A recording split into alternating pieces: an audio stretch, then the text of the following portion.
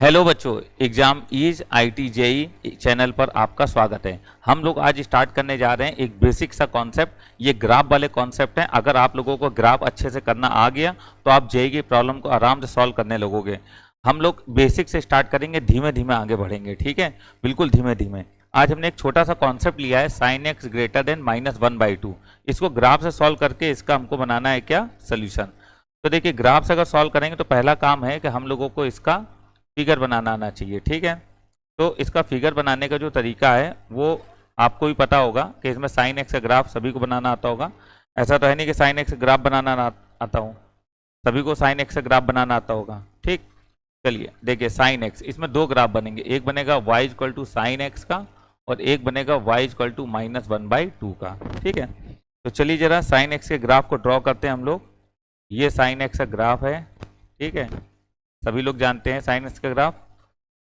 ये इस तरीके से हमने साइन एक्स का ग्राफ बना लिया, ठीक है।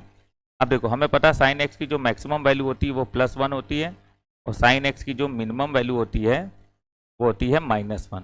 अब हमको अगली लाइन बनानी y इक्वल टू -1/2। हम जानते हैं y इक्वल टू -1/2 कहाँ से जाएगी लाइन, तो y इक्वल टू -1/2 लाइन ये थोड़ा सा इधर से चली जाएगी, ऐसे होते हुए आगे की ओर बढ़ती हुई चली जाएगी, ठीक है, इस तरीके से। अब देखिए, ये है -1/2। अब बेटा देखो, हमको ये देखना है कि साइन एक्स का जो वैल्यू है, साइन एक्स का जो वैल्यू है वो -1/2 से बड़ा हो। तो साइन एक्स यहाँ से ऊपर की तरफ बढ़ा है ना, -1/2 से बड़ा, तो ये है -1/2 से बड़ा रीजन, ठीक है ना, -1/2 से बड़ा रीजन, ये -1/2 लाइन के ऊपर जितना ग्राफ है, ठीक है। तो इस रीजन में अगर हम लोग देखेंगे तो ये रीजन में यहाँ से यहाँ तक का जो ग्राफ है वो -1/2 से क्या है, ऊपर है।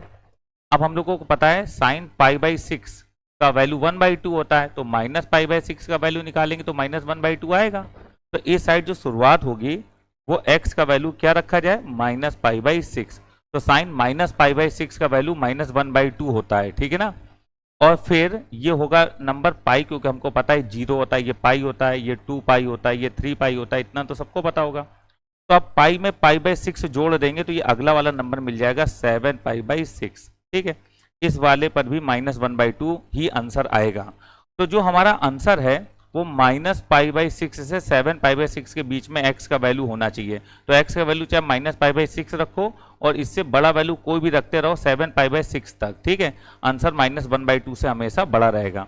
तो x कहाँ से कहाँ तक लाई करेगा, x लाई करेगा -π/6 से 7π/6 के बीच में, ठीक है। तो ये x का वैल्यू लाई करना चाहिए। अब इसका अगर जनरल आंसर लिखा जाए तो जनरल आंसर होगा 2nπ -π/6। इससे x का वैल्यू होना चाहिए, x का वैल्यू होना चाहिए 2nπ + 7π/6। अगर इस वैल्यू x की इन वैल्यू को अगर यूज किया जाएगा तो वैल्यू हमेशा साइन x की -1/2 से बड़ी होगी। आई होप आपको बात समझ में आई होगी। इस चीज को समझ लीजिए बहुत ध्यान से, ठीक है, बहुत इंपॉर्टेंट कॉन्सेप्ट है। जब आपको धीमे धीमे, ये तो बहुत छोटी सी एक बात ली हमने, ठीक है ना। अब यहाँ पर आप n बराबर 1 रखोगे तो 2π - π/6, n बराबर 1 रखोगे तो 2π + 7π/6, वो वैल्यू मिल सकती है x की। तो ये हमको यहाँ से पूरा पूरा एक इंटरवल मिल सकता है कि जहाँ पर साइन x हमेशा बड़ा होगा किससे, -1/2 से।